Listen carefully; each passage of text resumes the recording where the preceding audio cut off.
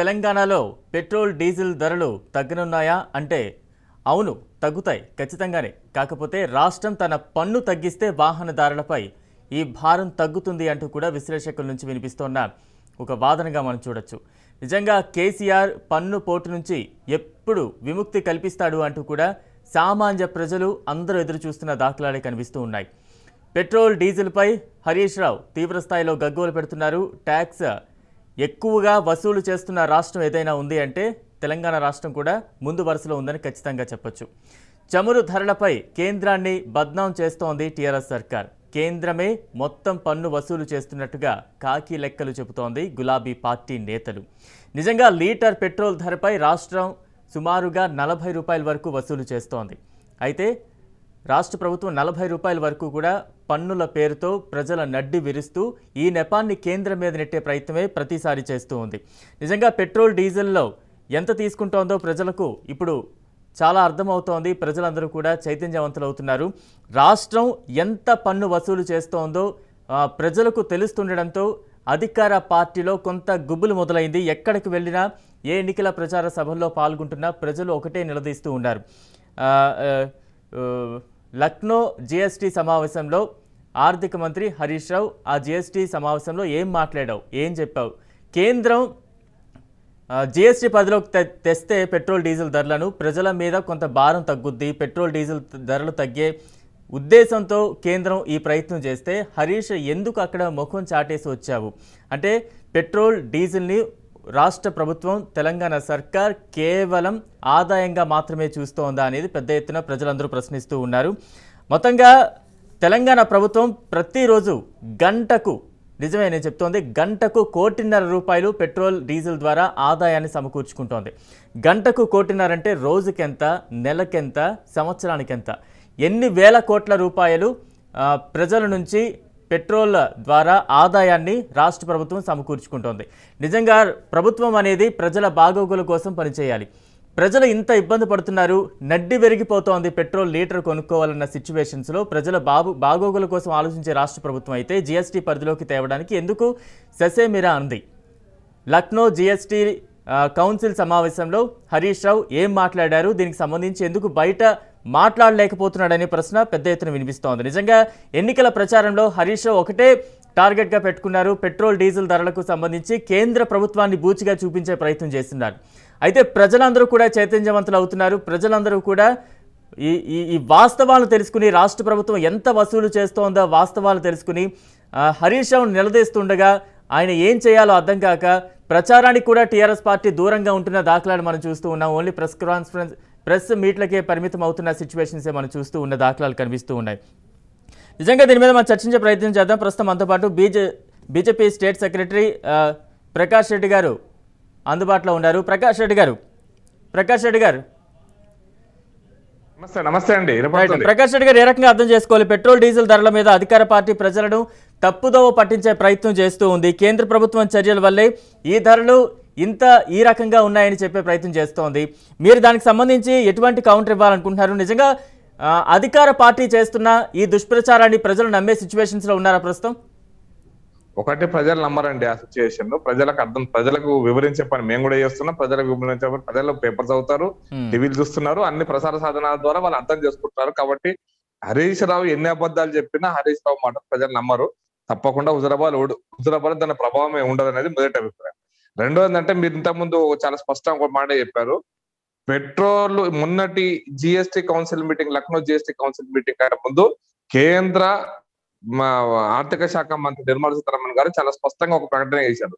మేము జిఎస్టీ పరిధిలోకి కేంద్ర ఈ పెట్రోల్, డీజిల్, గ్యాస్ తీసుకురావడానికి ప్రయత్నం చేస్తున్నాము, మేము తీసుకొస్తామని చెప్పి చాలా స్పష్టంగా చెప్పారు కేంద్ర ప్రభుత్వం నుంచి. దాంట్లో అన్ని రాష్ట్రాల యొక్క ముఖ్యమంత్రులు లేదా ఆర్థిక మంత్రులు సభ్యులుగా ఉంటారు, ఎవరో ఒకరు వాళ్ళ రాష్ట్ర ప్రభుత్వం నుంచి.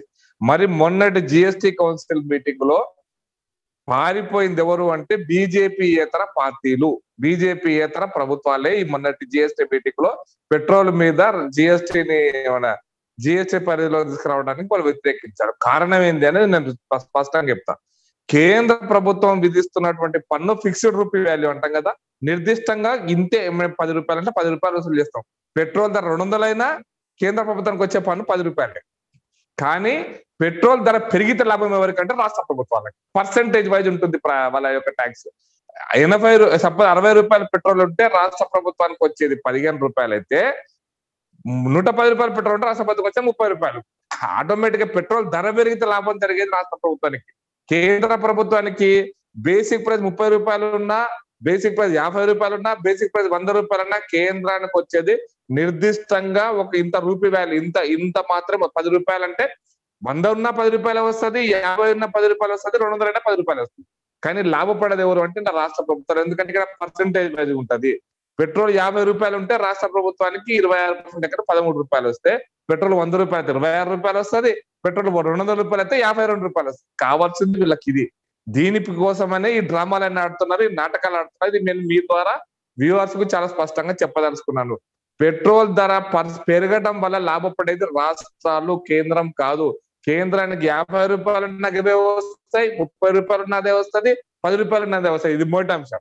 రెండో అంశం ఏంటంటే కేంద్రం నడ్డి విరుస్తున్న హరీష్ రావు లాంటి వాళ్ళు మాట్లాడుతున్నారు రెగ్యులర్ గా. వాళ్ళ మాటలకు అర్థం లేదు. హరీష్ రావు మాట్లాడే ఎప్పుడు నిజాలు మాట్లాడు, అన్ని అబద్ధాలు మాట్లాడాడు.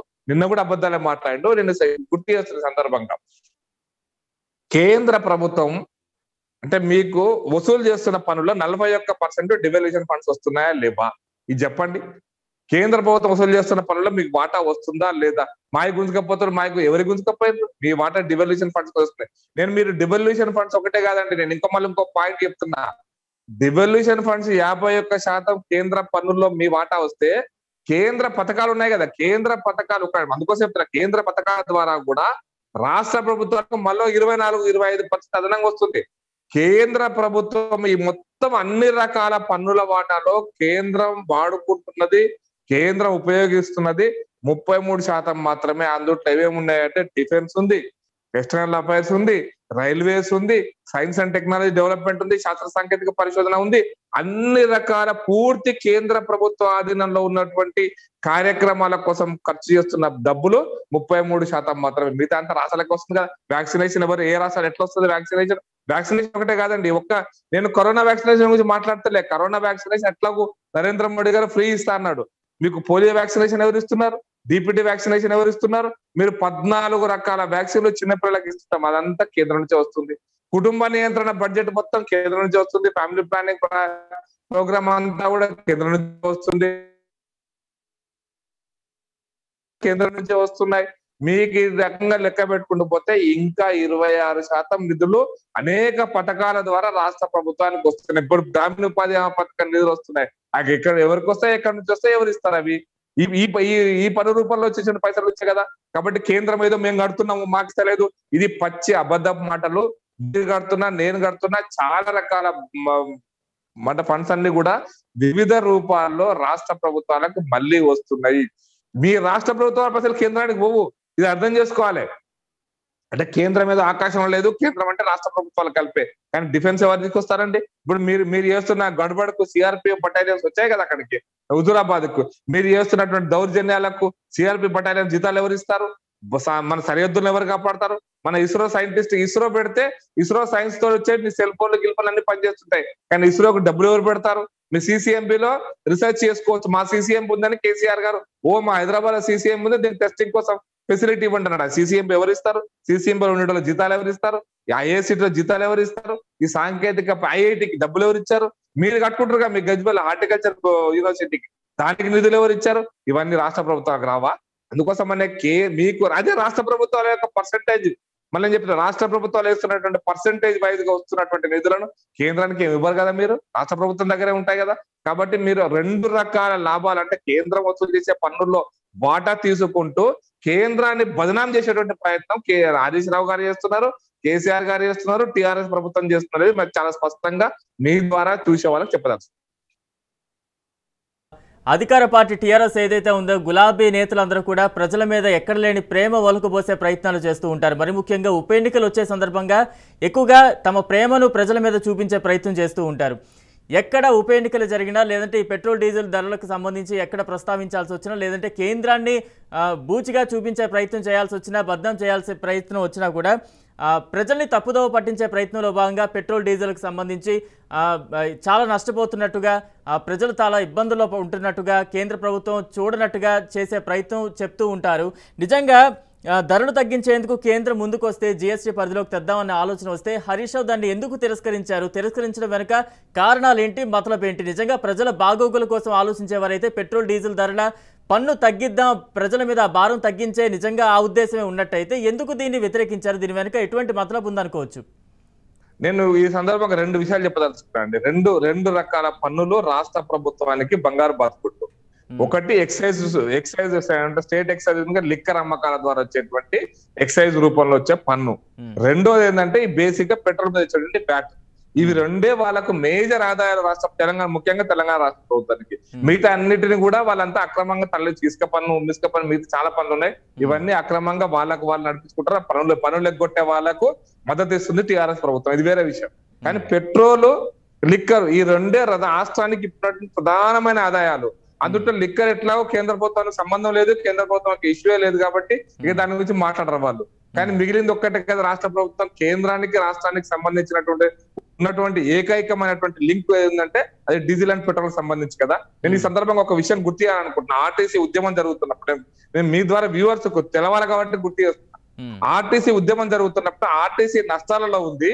మీ రాష్ట్ర ప్రభుత్వం చేసినటువంటి 26% తగ్గించుకొని పన్ను లేకుండా ఆర్టీసీకి డీజిల్ సప్లై చేయొచ్చు. ఎందుకంటే అది కూడా ప్రభుత్వ సంస్థే, ప్రభుత్వ రంగ సంస్థే. దాని ద్వారా పేద ప్రజలు ప్రయాణం చేస్తుంటారు కదా. అంటే ససేబిలా ₹1 తగ్గలేదండి కేసీఆర్ గారు. ఈ ప్రభుత్వం దగ్గర ఆర్టీసీని అమ్ముతానికి సిద్ధంగా ఉన్నారు. ఆర్టీసీ మునిగిపోయినా పర్వాలేదు, ఆర్టీసీలో ఉద్యోగాలు పోయినా పర్వాలేదు, ఆర్టీసీ ఏమైనా పోయినా పర్లేదు, కానీ మేము ₹1 కూడా పన్ను రూపంలో వచ్చేటువంటి ఆర్టీసీ బస్సులకు పోసేటువంటి డీజిల్ గురించి మాట్లాడుతుందండి.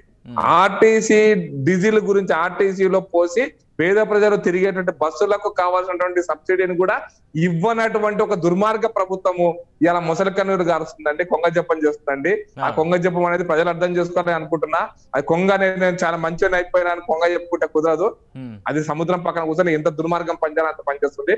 కేసీఆర్ గారు కూడా అందుకోసం పెట్రోల్, నేను అనుకుంటున్నా పెట్రోల్ ₹200 అయితే బాగుంటారు బాబు నాకు. ఎందుకంటే నాకు ₹60-70 వస్తాయి కదా పెట్రోల్ కేసీఆర్. ఎందుకంటే ఇవాళ ₹30 వస్తే రేపు ₹60 వస్తాయి. ₹60తో నా ₹30 కనుక నాకు పెరిగితే నేను ఇంకా మరిన్ని పేదలకు ఇంకో రకమైనటువంటి పేదల పేరు మీద ఇంకా ఏమైనా దుర్మార్గపు రాజకీయాలు చేయొచ్చు, దుర్మార్గపు పనులు చేయొచ్చు ఉద్దేశంతో ఆయన ఉన్నాడు అని నేను అనుకుంటున్నా. ఎందుకంటే ఆయనకు కావాల్సింది రెవెన్యూ తప్పించి ఇంకోటి కాదు. ఎందుకంటే చేసిన అప్పులకు ఇంట్రెస్ట్ కట్టాలంటే కూడా ఇది 200 అయితే బాగుండాలని మనసులో అనుకుంటాడు. అందుకోసం మీకు స్పష్టంగా చెప్తాను, జిఎస్టీ కౌన్సిల్ లోకి పోతే ఏమవుతుందంటే ఇప్పుడు ఏవైతే మనం వస్తువులు కొంటున్నాం కదా, ఏ వస్తువు కొన్నా ఇండైరెక్ట్ పరోక్ష పన్ను ఉంది కదా, పరోక్ష పన్నులో సిజిఎస్టీ ఉంటుంది, ఎస్జిఎస్టీ ఉంటుంది. ఉదాహరణకు మనం హోటల్కి పోతాము, ఒక టిఫిన్ చేస్తాము, అందులో 2.5% సిజిఎస్టీ, 2.5% ఎస్జిఎస్టీ ఉంటుంది. సెంట్రల్ జిఎస్టీ, స్టేట్ జిఎస్టీ అని. ఇప్పుడు రేపు పొద్దున అదే వస్తే సెంట్రల్ జిఎస్టీ, స్టేట్ జిఎస్టీ వస్తే సెంట్రల్ గవర్నమెంట్ పోతే స్టేట్ గవర్నమెంట్ వస్తుంది. పక్కా లెక్కలు ఉంటాయి. కాబట్టి పన్ను బాగా 28% హైయెస్ట్ పన్ను వచ్చేది దాని మీద. కాబట్టి 28% ₹14 కేంద్రానికి వస్తే ₹14 రాష్ట్రానికి వస్తే మాకు నష్టం జరుగుతుందనే ఉద్దేశంతో ఈ డ్రామాలు ఆడుతున్నాడు. ఇది ప్రజలు అర్థం చేసుకోవాలని నేను మీ ద్వారా విన్నవిస్తున్నా. జిఎస్టీకి తీసుకురావడానికి బీజేపీ పాలిత రాష్ట్రాలు కూడా రెడీగా ఉన్నాయి. కేంద్ర ప్రభుత్వం కూడా ముందు ఇనిషియేట్ చేస్తుంది. రాష్ట్ర ప్రభుత్వాలు ప్రతిపాదన దమ్ముంది. నీకు నిజంగా ప్రేమ ఉంటే హరీష్ రావు గారు జిఎస్టీ పరిధిలోకి తెమ్మని మీరే చెప్పండి. లేదు నేను ఇంకోటి అడుగుతున్నాను. నేను హరీష్ రావు గారు రైతుల గురించి, ట్రాక్టర్ గురించి, రైతుల డీజిల్ గురించి మాట్లాడండి, చాలా గొప్ప విషయం అనుకున్నా. ముందు మరి రైతులకు ఇచ్చేటువంటి కేంద్ర ప్రభుత్వము పెట్రోలియం మంత్రిత్వ శాఖ రైతుల కోసం సపరేట్ పెట్రోల్ పంపులు కూడా పెట్టింది. అంటే గ్రామాలలో పెట్రోల్ పంపులు పెట్టింది. మీరు 26% తగ్గించుకోండి. మీ 26%, 20% మీకు వచ్చే ట్యాక్స్ ఉంది కదా, తగ్గించుకోండి. ఏం రైతులకు చాలా మేలు జరుగుతుంది కదా, ఎందుకు తగ్గించట్లేవాడ? రైతులకు ఫ్రీగా మన యూరియా ఇచ్చినట్టు యూరియా కేంద్ర ప్రభుత్వం సబ్సిడీ ఇస్తుంది కదా, యూరియా మీద ఎంత సబ్సిడీ ఇస్తుందంటే ధరలు పెరిగినా అంతే ధరకు పాత ధరకే రైతులకు అందిస్తుంది కదా. ప్రపంచ వ్యాప్తంగా ధరలు పెరిగిన యూరియా కానీ డిఏపి కానీ తక్కువ రేటుకే ఆ సబ్సిడీని కేంద్రమే భరిస్తుంది కదా. నువ్వు కూడా గంట భరించేసి ఆ ట్రాక్టర్లకు ఎవరన్నా రైతు వచ్చి నాకు నా పట్టదారు పాస్బుక్ ఇది ఉందని చెప్పిస్తే ఆ పట్టదారు పాస్బుక్ కింద ఆయన ట్రాక్టర్ కి ఎన్ని ఎకరాలు ఉంటే అన్ని ఎకరాలు కొనడానికి డీజిల్ ఫ్రీ ఇవ్వచ్చు కదా, నువ్వు ఫ్రీ ఇవ్వచ్చు కదా కొట్టారా? అందుకోసం నువ్వు రైతుల మీద ప్రేమ ఒలకపోస్తున్నావంటే అవి ముసలి కన్నీర్లు కొంగ చెప్పాలి తప్పిస్తే నీకు రైతుల మీద ప్రేమ లేదు. రైతుల మీద అంటే ఇంకా చెప్తాను, 1% గుర్తు చేస్తున్నా ఈ సందర్భంగా మీ ద్వారా. రైతుల దగ్గర వడ్లు కొంటున్నారు కదా ఇప్పుడు, నేను ఇంట్రెస్టింగ్ పాయింట్, రైతుల దగ్గర వడ్లు కొంటున్నారు కదా, దాని మీద FCI 1.5% వీళ్ళకు కొనుగోలు కమిషన్ ఇస్తుంది. కొన్ని వాళ్ళకి రైస్ మిల్స్ వేసినందుకు ఆ కొనుగోలు కమిషన్ 1.5%, 2.5% ఇస్తుంటాయి దగ్గర. అది తగ్గించుకోరు కదా నీ ఐకేపీ కేంద్రాల ద్వారా. ఏదో పెద్ద ఉద్ధరిస్తున్న ఐకేపీ కేంద్రాల ద్వారా అంటున్నావు. నీకు పైసలు లేకుండా ఫ్రీగా చేస్తేనేవండి కేసీఆర్ గారు, గుర్తుపెట్టుకోవాలా. ఐకేపీ కేంద్రాలలో, ఒడ్లు కొనుగోలు కేంద్రాలలో ఇస్తున్నటువంటి సర్వీస్, ఇస్తున్నటువంటి సేవలకు FCI రాష్ట్ర ప్రభుత్వానికి డబ్బులు ఇస్తుంది. మీరు గన్నీ బ్యాగుకు డబ్బులు ఇస్తుంది. మరి అవి ఎందుకు తగ్గించుకోవు? నాకేమొద్దు కమిషన్, ఈ 1.5%, 2% రైతులకు నేను ట్రాన్స్ఫర్ చేస్తాను, ఎందుకు చెప్పవు? ఇది చెప్పాడు. ఎందుకు అంటే ఆయనకు వచ్చే ఆదాయం మాత్రం పోవద్దు, కేంద్రం నుంచి వచ్చే ఆదాయంలో వాటా కూడా పోవద్దు. కానీ ఆయన మాత్రము ఓట్ల కోసం అబద్ధపు రాజకీయాలు, అబద్ధపు మాటలు చెప్పాలి. ఇది ఆయనకున్నటువంటి అభిప్రాయం. ఇంకోటి మీకు ఈ సందర్భంగా ఫైనల్ ఒకటే మాట చెప్తా. అన్ని బంధు ఎక్సెప్ట్ రైతు బంధు. అన్ని బంధు అంటే రైతులకు ఇచ్చే ఇత్తనాల సబ్సిడీ బంధు, ఎరువుల మీద సబ్సిడీ బంధు, యాంత్రీకరణ మీద సబ్సిడీ బంధు, డ్రిప్ స్ప్రింక్లర్స్ మీద బంధు, వడ్డీ లేని రుణాల మీద ఇచ్చేటువంటి కన్సెషన్ బంధు, ఫసల్ బీమా బంధు, అన్ని బంధు ఒకటే రైతు బంధు. రైతులారా మీరు ఆలోచించండి, ఈ బంధులన్నీ కలిపితే 20,000 ఖర్చు అవుతున్నాయి. ఒక ఎకరానికి మీకు ఇస్తుంది 10,000. మీకు ఒక రకంగా మోసం చేస్తుండే కేసీఆర్ అనేది మాత్రం అర్థం చేసుకోండి. మీరు డబ్బు రూపంలో ఇస్తుండు, కేంద్ర ప్రభుత్వం కైండ్ రూపంలో అన్ని ఎరువుల మీద సబ్సిడీ ఇస్తుంది, విత్తనాల మీద సబ్సిడీ ఇస్తుంది, యాంత్రీకరణ మీద సబ్సిడీ ఇస్తుంది. ఇవన్నీ కలిపితే కేసీఆర్ ఇస్తున్న 10,000 కంటే ఎక్కువ కేంద్ర ప్రభుత్వం సబ్సిడీ వస్తుంది. ఇది రైతులు అర్థం చేసుకోండి. అన్ని బంధు పెట్టి రైతు బంధు ఇవ్వడం అంటేనే దాని వెనకాల కేసీఆర్ ఓట్ల కుట్ర ఉంది, రైతులను మోసం చేసే కుట్ర ఉంది. మాత్రం నేను సందర్భం గుర్తు చేస్తున్నా. ఫైనల్ ఒకటే మాట, ఒడ్లు కొనడం లేదంటే హరీష్ రావు అంటున్నాడు, ఒక దుర్మార్గ ప్రకటన మీ ద్వారా చెప్తున్నా. ఒడ్లు కొనడానికి కూడా మీ ట్రాక్టర్లు ఎందుకు పెట్టి ఫ్రీగా రైస్ తీసుకపోవు. ఆ ఒడ్ల కిరాయి ఉంటుంది చూసారండి, ఆ కిరాయిని కూడా కేంద్ర ప్రభుత్వం ఇస్తుంది. మీ కల్లాల నుంచి రైస్ మిల్ నుంచి FCI కూడా దాకా ఇచ్చేటువంటి ఇది కూడా ఇస్తుంది. అంటే నేను ఎందుకు చెప్తున్నా ఈ పదాలు, ఇవన్నీ ఎందుకు ఉదాహరణలు చెప్తున్నా అంటే, డీజిల్ పెట్రోల్ మీద ఎటువంటి దుర్మార్గంగా అబద్ధ ప్రచారం చేస్తున్నాడో వీటన్నిటి మీద అబద్ధ ప్రచారం చేస్తుంది. ట్రాన్స్పోర్టేషన్ కూడా, రవాణా ఛార్జీలు కూడా కేంద్ర ప్రభుత్వం ఇస్తుంది. అయినా చెప్పడది మేము ఒడ్లు కొంటలేము, కేంద్రం ఒడ్లు కొంటలేదు. ఈ పచ్చబద్దాలు కేంద్రం మళ్ళీ కూడా చెప్తున్నా. పోయిన సంవత్సరం వానాకాలంలో 48.75 లక్షల టన్నుల బియ్యాన్ని FCI కొనుగోలు చేసింది. నిన్న రైతుల గురించి ఎందుకు చెప్తున్నా అంటే, నిన్న రైతుల గురించి డీజిల్ ట్రాక్టర్ ధర గురించి మాట్లాడాడు. ట్రాక్టర్ ఎక్కడ దున్నేటువంటి ధర పెరిగింది అంటున్నాడు. నేను డిమాండ్ చేస్తున్నా, పాస్బుక్ పట్టుకొని వస్తే మీరు మీ పన్ను తగ్గించుకొని రైతులకు డీజిల్ ఇవ్వండి. దమ్ముంటే అక్కడ ఒక దగ్గర నుంచి కొట్టి ఇంకో దగ్గర. రైట్ ప్రకాష్ రెడ్డి గారు, చిన్న బ్రేక్ తీసుకుని బ్రేక్ తర్వాత చర్చను కొనసాగిద్దాం. అలాగే రాజకీయ విశ్లేషకులు బాలా గారు కూడా డిబేట్లో జాయిన్ అయ్యారు. Right, welcome back. మొత్తంగా మనం చూస్తూ ఉన్నాం కదా, ఉప ఎన్నికల ప్రచారంలో అధికార పార్టీ పెట్రోల్ డీజిల్ని ఒక ప్రచారాస్త్రంగా మలుచుకునే ప్రయత్నం చేస్తోంది. అయితే ప్రజలు చాలా చైతన్యవంతులు అవుతున్నారు. బీజేపీ నాయకులు కూడా ఎక్కడికక్కడ ప్రజల్లో చైతన్యం కలిగే విధంగా చేస్తూ ఉన్నారు. విశ్లేషకులు కూడా అధికార పార్టీని నిలదీస్తూ ఉన్నారు. లక్నో GST సమావేశంలో రాష్ట్ర ఆర్థిక మంత్రి హరీష్ రావు ఎటువంటి నిర్ణయం తీసుకున్నారు, అక్కడ ఏం మాట్లాడారు, దానికి సంబంధించి ఎందుకు బయటకు మాట్లాడలేదు, పెట్రోల్ డీజిల్ ధరలకు సంబంధించి కేంద్రాన్ని బూచిగా చూపించే ప్రయత్నమే చేస్తోంది. కానీ రాష్ట్రం తన పన్నుల ద్వారా ఎంత ఆదాయాన్ని సమకూర్చుకుంటోంది, ఇది ఒక కేవలం ఆదాయ వనరుగా ఎందుకు చూస్తోంది, ప్రజల బాగోగుల కోసం ప్రతిసారి మాట్లాడుతున్నప్పుడు రాష్ట్రం తన పన్ను ఎందుకు తగ్గించుకోలేకపోతోంది, కేంద్రం ఒక అడుగు ముందుకు వచ్చి పెట్రోల్ డీజిల్ ధరల తగ్గించే విధంగా GST పరిధిలోకి తెద్దామంటే రాష్ట్రం ఎందుకు వెనకడుగు వేస్తోంది, ఎందుకు తిరస్కరిస్తోంది, ఇవన్నీ ప్రజలకు ఎందుకు తెలిసేలా కాకుండా బీజేపీ మీద ఆ నెపాన్ని నెట్టే ప్రయత్నం చేస్తోంది అంటూ కూడా ప్రతి ఒక్కరు ప్రశ్నిస్తూ ఉన్నారు. ఇప్పుడు ఎన్నికల ప్రచారానికి సంబంధించి అధికార పార్టీ నాయకులు ఎక్కడికి వెళ్తున్నా కూడా వారి మాటలు నమ్ముతున్న దాఖలాలు లేవు. తిరిగి ఎదురు ప్రశ్నిస్తున్నారు. లక్నో GST సమావేశంలో అక్కడ మీరు ఏం మాట్లాడారో ముందు అది బహిర్గతం చేయండి అని ప్రతి ఒక్కరు ప్రశ్నిస్తున్న పరిస్థితులు కనిపిస్తూ ఉన్నాయి. ప్రస్తుతం మనతో పాటు పొలిటికల్ అనలిస్ట్ బాలా గారు కూడా డిబేట్లో జాయిన్ అయ్యారు. బాలా గారు నమస్తే అండి. రైట్, బాలగారు ఏం చెప్తారు? మొత్తంగా ఉప ఎన్నికల ప్రచారంలో పెట్రోల్ డీజిల్ ధరల అంశానికి సంబంధించి ఒక ప్రచారాస్త్రంగా గులాబీ పార్టీ మలుచుకునే ప్రయత్నం చేస్తోంది. అయితే ప్రజలు ఎక్కడికక్కడ దీన్ని తిప్పికొడుతుండడంతో నిజంగా అధికార పార్టీకి ఒక బూమ్రంగా మారింది ఈ సిచ్యువేషన్. ఎక్కడ ఎన్నికల ప్రచారంలో పాల్గొనలేకపోతున్నారు, ప్రజలు కూడా దాని మీద సంబంధించి ప్రశ్నిస్తూ ఉన్నారు. నిజంగా పెట్రోల్ డీజిల్ ధరలకు సంబంధించి రాజకీయాలు నడుస్తూ ఉన్నాయి. రాష్ట్ర ప్రభుత్వ విధానాలు ఏ రకంగా ఉన్నాయంటారు ఈ సందర్భంగా? ఓన్లీ రాష్ట్రానికినా దేశ రాజకీయాలలో కూడా ఈ ప్రాబ్లం ఉందంటారా? అంటే నా దృష్టిలో ప్రజలకి ఇరువైపులా తెలుసుకోవాల్సిన అవసరం చాలా ఉంది. మేబీ ఇది ఒక పబ్లిక్ డిబేట్ కాబట్టి రాజనీతి వాళ్ళు కండక్ట్ చేయడం చాలా హ్యాపీగా ఉంది. బై ఇక్కడ నేను ప్రజా శ్రేయస్సు కోరి ఒక డీటెయిల్ స్టేట్మెంట్ కూడా చెప్తాను. ఇండియా వైడ్ మొత్తం క్రూడ్ ఆయిల్ 21 అక్టోబర్ 2021 డేట్ కి $85.89 బ్యారల్ ఉండేది. అంటే నథింగ్ బట్ కరెన్సీలోకి మనకు కరెన్సీ ఎక్స్చేంజ్ $74.78. అంటే క్రూడ్ ఆయిల్ మనకి ఇండియన్ కరెన్సీలో తీసుకున్నప్పుడు 6,422 రూపాయలు. అంటే ఒక బ్యారల్ క్రూడ్ ఆయిల్ 159 లీటర్లు వస్తుంది. అంటే మనకు పడేది క్రూడ్ ఆయిల్ కాస్ట్ ఎంత పడుతుంది? 40.39 పర్ లీటర్ పడుతుంది. పెట్రోల్ ఢిల్లీ వరకు చెప్తాను, ఈరోజు ఢిల్లీ వరకు నాకు తెలిసి అక్టోబర్ మంత్ లో 106 రూపీస్ ఉండేది. అండ్ అక్టోబర్ 21 కి ముందు 94 పాయింట్ చేంజ్ ఎంత ఉంది.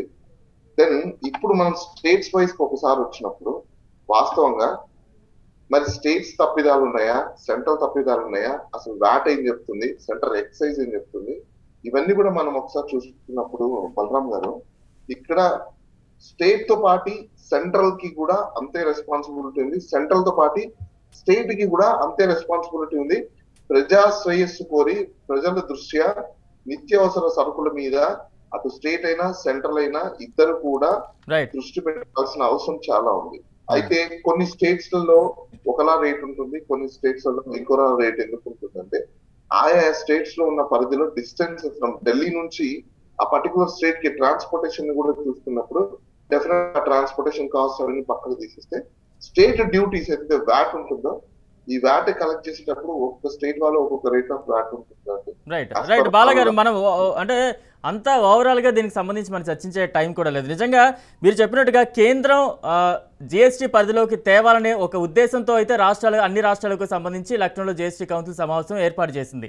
నిజంగా జిఎస్టీ పరిధిలోకి తెస్తే సుమారుగా ఒక 30 నుంచి 40 రూపాయల వరకు కూడా పెట్రోల్ డీజిల్ ధరల మీద భారం తగ్గే సిచ్యువేషన్స్ ఉన్నాయి. ఇలాంటి పరిస్థితుల్లో రాష్ట్ర సర్కార్ ఎందుకు వెనుకడుగు వేసింది? అక్కడ వెనుకడుగు వేసి ఇక్కడికి వచ్చి ఆ నెపాన్ని కేంద్రం మీద నెట్టే ప్రయత్నం ఎందుకు చేస్తోంది? ఇక్కడ రాష్ట్ర ప్రభుత్వం అధికార పార్టీ అవలంబిస్తున్న విధానాలు ఏంటి? ప్రజల్ని ఏ రకంగా మభ్యపెట్టాలని చూస్తోంది? దీనికి సంబంధించి మనం మాట్లాడదాం. ఓకే, అంశానికి వచ్చినప్పుడు బలరాం గారు, ఇప్పుడు స్టేట్ లో ఒకటే స్టేట్ లేదు, Telangana it's not only the state in GST council. Almost 19 state BJP పాలిత ప్రాంతాలు ఉన్నాయి. మిగతా స్టేట్స్ అన్ని బీజేపీ కాకుండా వేరే పార్టీలు పాలించే ప్రాంతాలు ఎక్కువగా ఉన్నాయి. మరి ఏ స్టేట్ కి ఆ స్టేట్ యొక్క జెండా సపరేట్ గా ఉంటాయి. సో తెలంగాణకి కూడా సపరేట్ ఎజెండా ఉంది కాబట్టి ఇప్పుడు జిఎస్టీలోకి వెళ్ళిపోయింది అనుకోండి, అజ్యూమ్ మూమెంట్, అప్పుడు అది సెంట్రల్ చేతిలోకి వెళ్ళిపోయి ఈక్వల్ డిస్ట్రిబ్యూషన్ జరుగుతుంది. సో మరి స్టేట్ కి రావాల్సిన ఆదాయం తగ్గిపోతుంది కదా. మరి స్టేట్ కి రావాల్సిన ఆదాయం తగ్గిపోయినప్పుడు మరి స్టేట్ ఏ విధంగా రన్ అవుతుంది? కాంక్రీట్ లిస్ట్ లో ఉన్న ఐటమ్స్ అన్నిటిని సెంటర్ లో చేతిలోకి వెళ్ళిపోతే మరి స్టేట్స్ ఎలా రన్ అవ్వాలి? అంటే ఇండిపెండెన్సీగా ఉండాల్సిన ఫెడరల్ సిస్టమ్ లో డిపెండెన్సీస్ ని క్రియేట్ చేసినప్పుడు అది ఫెడరల్ సిస్టమ్ స్ఫూర్తికి అది భిన్నంగా ఉన్నట్టే అవుతుంది. కాబట్టి మేబీ కొన్ని స్టేట్స్ యాక్సెప్ట్ చేయకపోవచ్చు. ఎందుకు యాక్సెప్ట్ చేయకపోవచ్చు అంటే ఈ రోజు నా చేతుల్లో ఉన్న డబ్బుల్ని తీసుకెళ్లి నేను వేరే వాళ్ళ చేతుల్లో పెట్టి నేను వాళ్ళ దగ్గర నుంచి ₹1, ₹2, ₹1 పావలా అడుగుతున్నట్టు అయిపోతుంది. కాబట్టి చాలా స్టేట్స్ కూడా దాన్ని యాక్సెప్ట్ చేయట్లేదు.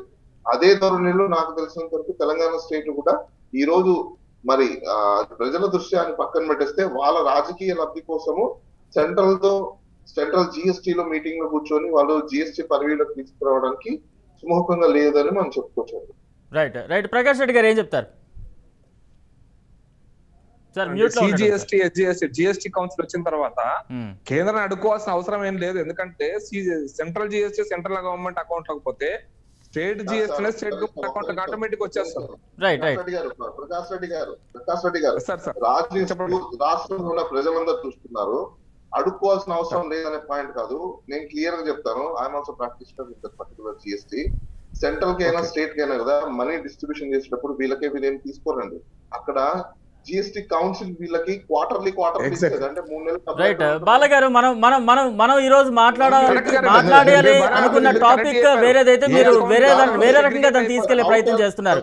నిజంగా మనం ఈ రోజు మాట్లాడాలి అనుకున్న టాపిక్ ఏంటంటే పెట్రోల్ డీజిల్ ధరలకు సంబంధించి అధికార పార్టీ ఎందుకు ఈ రకంగా ద్వంద్వ విధానాలు అనుసరిస్తోంది?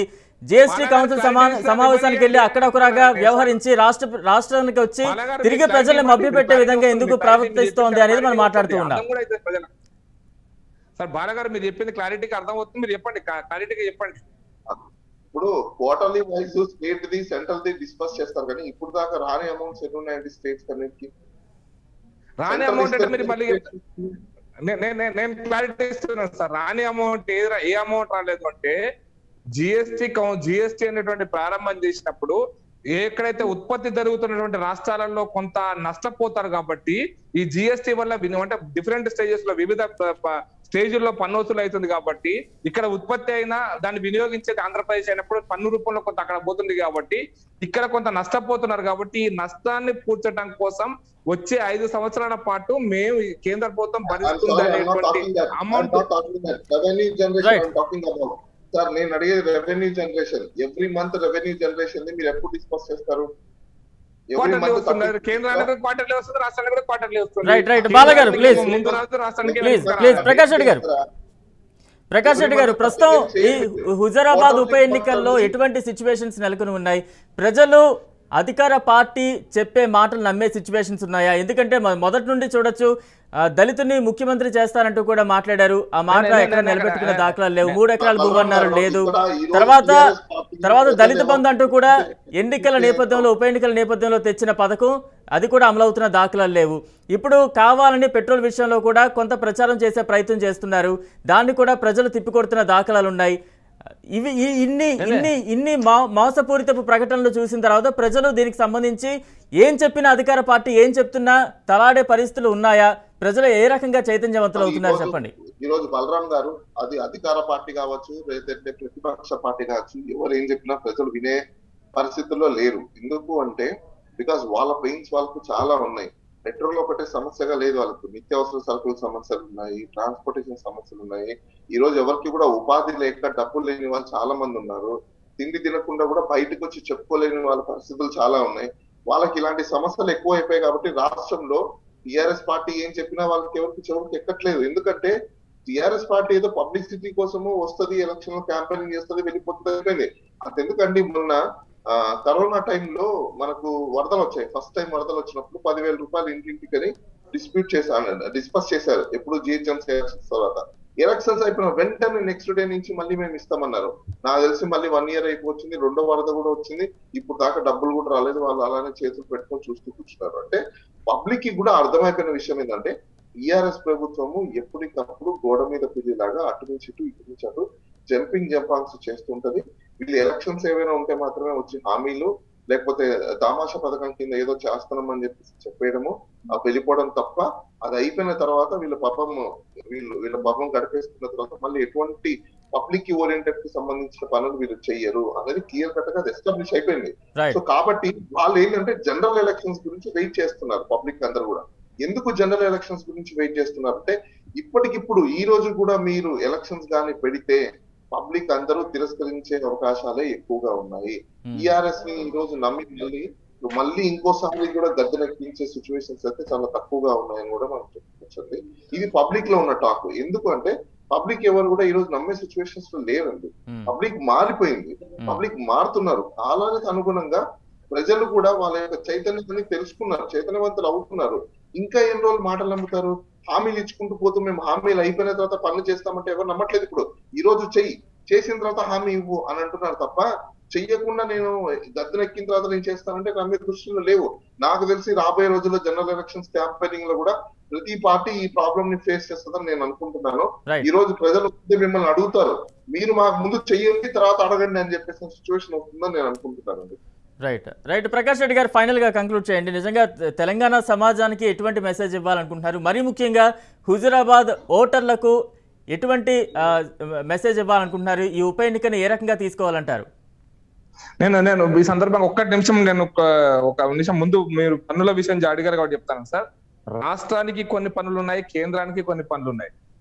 ఫర్ ఎగ్జాంపుల్ ఎంటర్టైన్మెంట్ ట్యాక్స్ ఉంది, కేంద్రానికి ఏమి ఇవ్వరు. ట్రాన్స్పోర్టేషన్ ట్యాక్స్ మన వెహికల్ మీద ట్యాక్స్ ఉంది, కేంద్రానికి ఏమి ఇవ్వరు. అట్లే మీకు ఇసుక పన్ను మైనింగ్ ట్యాక్స్ ఉంది, కేంద్రానికి ఏమి ఇవ్వరు. ప్రొఫెషనల్ ట్యాక్స్ ఉంది, కేంద్రానికి ఏమి ఇవ్వరు. ఆస్తి పన్ను ఉంది, కేంద్రానికి ఇవ్వరు. ఇంటి ట్యాక్స్ ఉంది, కేంద్రానికి ఇవ్వరు. అట్లా చాలా ట్యాక్సులు రాష్ట్ర ప్రభుత్వ అధీనంలో ఎక్సైజ్, ఇంతకుముందు చెప్పాను ఎక్సైజ్ ఉంది, కేంద్రానికి ఏమి ఇవ్వరు. లిక్కర్ మీద వచ్చేటువంటి ఆదాయం కానీ, లిక్కర్ షాపులకు కానీ, ఇట్లా అనేక పన్నులు రాష్ట్రానికి కూడా వస్తున్నాయి. కేంద్రం ఇస్తేనే రాష్ట్రం బతకదంటే.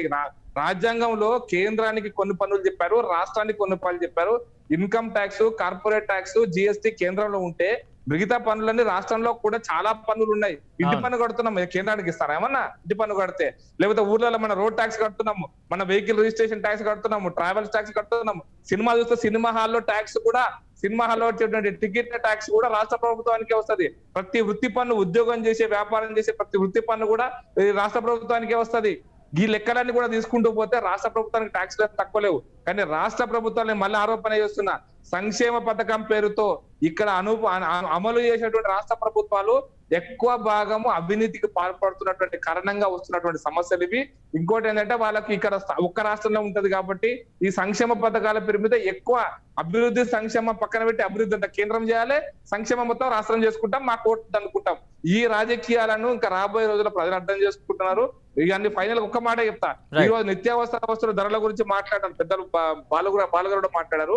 నేను మళ్ళీ క్లారిటీగా చెప్తున్నా, 2000 ఇప్పుడు ఉదాహరణ చెప్తాను, ఎగ్జాంపుల్ గా కేంద్ర ప్రభుత్వము 70,000 కోట్ల రూపాయల నూనె దిగుమతి చేసుకున్నది భారత ప్రభుత్వం. ఎందుకు అంటే మన దగ్గర ఉత్పత్తి అయ్యేటువంటి తిండి నూనె ఉంది కదా, మనం వాడుకునే వంట నూనె, ఈ వంట నూనె మన దేశంలో సరిపోని దిగుమతి అయ్యేది, మన ఉత్పత్తి అయితే లేదు. దాన్ని దిగుమతి చేసుకోవడానికి ప్రజల మీద భారం పడకుండా దాని పన్నును కూడా ఎత్తేసింది కేంద్ర ప్రభుత్వము. ఇది అర్థం చేసుకోవాలి. ఎక్కడైతే సామాన్య ప్రజల యొక్క నిత్యావసర వస్తువుల ధరలు, రోజు వాడేటువంటి గోధుమలు, బియ్యంతో సహా అన్ని నిత్యావసర వస్తువులను ధరల నియంత్రణలో ఉంచినటువంటి ప్రభుత్వం కేంద్ర ప్రభుత్వం. అవసరమైతే పన్నులను ఒదుక్కున్నది కేంద్ర ప్రభుత్వం. నేను ఎగ్జాంపుల్ చెప్తాను, ప్రజలకు అర్థం కావడం కోసం మీ ద్వారా చెప్తున్నా. వంట నూనెల మీద దిగుమతి సుంకాన్ని మొత్తం ఎత్తేసినటువంటి ప్రభుత్వం మోడీ ప్రభుత్వం. కాబట్టి అర్థం చేసుకోవాలి. అదే పరిస్థితి మరి రాష్ట్ర ప్రభుత్వం కొన్ని విషయాలు చేయొచ్చు కదా, పెట్రోల్ డీజిల్ కూడా పని చేయొచ్చు. కానీ చెయ్యకుండా మాకు మాత్రం రావాలి, మా ఇంటికి వస్తే ఏమిస్తావు, మీ ఇంటికి వస్తే ఏమిస్తావు, మా ఇంటికి వస్తే ఏం చేస్తావు, ఈ రకమైనటువంటి భావజాలంతో రాష్ట్ర ప్రభుత్వాలు పనిచేస్తున్నాయి. మీ ఇంటికి వచ్చినా మేమే తీసుకురావాలి, మా ఇంటికి వచ్చినా మేమే ఇవ్వాలి అనేటువంటి కేంద్రం మీద నెప్పని నెడుతున్నారు. మీరే ఇవ్వాలని నెప్పని నెడుతున్నారు. ఇది కరెక్ట్ కాదు. ప్రజలకు అర్థమైన రోజున చీ కొడతారు, వాళ్ళకి కావాల్సిన బుద్ధి చెప్తారని అనుకుంటున్నారు. రైట్, ప్రకాష్ రెడ్డి ఫైనల్ గా ఏం కంక్లూడ్ చేస్తారు? తెలంగాణ సమాజానికి ఎటువంటి మెసేజ్ ఇవ్వాలనుకుంటున్నారు? మరి ముఖ్యంగా హుజురాబాద్ ప్రజలకు ఈ ఉప ఎన్నికలు ఏ రకంగా అర్థం చేసుకోవాలంటారు? ఇది ఎటువంటి ఎన్నికగా చూడాలంటారు? హుజురాబాద్ ఎన్నిక రాబోయే రోజులు ఒకటి మాత్రం చెప్పదలుచుకున్నాను. హుజురాబాద్ ఎన్నిక తెలంగాణ రాష్ట్ర రాజకీయాల్లో ప్రకంపనాలు సృష్టించబోతున్నది. హుజురాబాద్ లో బీజేపీ గెలవబోతున్నది. బీజేపీ గెలవడం ద్వారా ఈటెల రాజేందర్ లాంటి ఒక ప్రముఖ నాయకులు టిఆర్ఎస్ లో చాలా మంది ఉన్నారు. ఎవరైతే స్వయంగా వారు రాజకీయంగా ఎదిగి స్వయంగా తమ నియోజకవర్గాల్లో పట్టున్నటువంటి నాయకులు కేసీఆర్ మోచెత్తి నీళ్ళు తాగే పరిస్థితి నుంచి బయటకు వస్తారు. వాళ్ళు ఖచ్చితంగా టిఆర్ఎస్ మీద నిరసనను చెప్తారు, టిఆర్ఎస్ ముఖ్యమంత్రి మీద తప్పకుండా రివోల్ట్ అవుతారు. ఆ ఫలితంగా టిఆర్ఎస్ కు పొగులే ప్రమాదం కూడా ఉంది, లేదా వచ్చే ఎన్నికల్లో దానికి సంబంధించిన ఫలితాలను అనుభవించే అవకాశం కూడా ఉంది. టిఆర్ఎస్ కు వచ్చే 2023 చివరి ఎన్నికలుగా నేను భావిస్తున్నాను. రైట్, ధన్యవాదాలు. చర్చలో పాల్గొన్నందుకు ప్రకాష్ రెడ్డి గారికి, అలాగే బాల గారికి ధన్యవాదాలు. మొత్తంగా మనం చూస్తూ ఉన్నాం కదా, నిజంగా రాష్ట్ర ప్రభుత్వం ద్వంద్వ వైఖరి అనుసరిస్తోందని మనం ఖచ్చితంగా చెప్పొచ్చు. తనకు అనుకూలంగా అంటే సమావేశాలు అంటే ప్లేస్కు తగ్గట్టుగా అధికార పార్టీ తన మాటలు మారుస్తుంది అని మరోసారి అర్థమవుతోంది. నిజంగా కేంద్ర ప్రభుత్వం జీఎస్టీ పరిధిలోకి పెట్రోల్ డీజిల్ తేవాలనే ఒక మంచి ఉద్దేశంతో, ధరలు తగ్గుతాయనే ఉద్దేశంతో జీఎస్టీ కౌన్సిల్ సమావేశానికి అన్ని రాష్ట్రాలను పిలిస్తే మన ఆర్థిక మంత్రి హరీష్ రావు అక్కడికి వెళ్ళి జీఎస్టీ పరిధిలోకి తెచ్చేందుకు సశామేరా అంటూ కూడా దాన్ని నిరాకరించి వెనక్కి వచ్చిన సిచ్యువేషన్స్ ఉన్నాయి. ఎందుకంటే ఆయన చెప్పింది ఒకటే, జీఎస్టీ పరిధిలోకి పెట్రోల్ డీజిల్ తీసుకొస్తే రాష్ట్రం నష్టపోతుంది, ఆదాయం తగ్గిపోతుంది అంటూ చెప్తూ ఉన్న ప్రయత్నం చేశారు. నిజంగా పెట్రోల్ డీజిల్ ధరలను ఒక ఆదాయ వనరుగా ఎందుకు చూస్తోంది రాష్ట్ర ప్రభుత్వం? నిజంగా ఆదాయ వనరుగా చూసినప్పుడు ఈ నెపాన్ని కేంద్ర ప్రభుత్వం మీద నెట్టే ప్రయత్నం ఎందుకు చేస్తోంది? కేంద్ర ప్రభుత్వాన్ని బూచిగా చూపించే ప్రయత్నం ఎందుకు చేస్తోందని ప్రతి ఒక్కరూ ప్రశ్నిస్తూ ఉన్నారు. నిజంగా ఉప ఎన్నికల ప్రచారంలో పెట్రోల్ డీజిల్ ధరలకు సంబంధించి ఒక ప్రచారాస్త్రంగా మలుచుకుని అధికార పార్టీ ప్రజల్లోకి వెళ్లే ప్రయత్నం చేసినప్పటికీ కూడా అది వారికే బూమరంగా మారే పరిస్థితి వస్తోంది. ప్రజల నుంచి ప్రశ్నలు ఉత్పన్నమవుతున్న దాఖలాలు వ్యతిరేకత ఎక్కువగా కనిపిస్తోంది. దీంతో ఏం చేయాలో అర్థం కాని సిచ్యువేషన్లో అధికార పార్టీ ఉందని ఖచ్చితంగా చెప్పొచ్చు. నిజంగా లక్నోలో జరిగిన జీఎస్టీ కౌన్సిల్ సమావేశంలో రాష్ట్ర ప్రభుత్వం ఎటువంటి విధానాలను అక్కడ ప్రకటించింది, ఏ నిర్ణయం తీసుకుంది, దాని గురించి ముందు బహిర్గతం అక్కడ ఏం మాట్లాడేవు అనేది ప్రజలందరూ కూడా ప్రస్తావిస్తున్న దాఖలాలే ఉన్నాయి.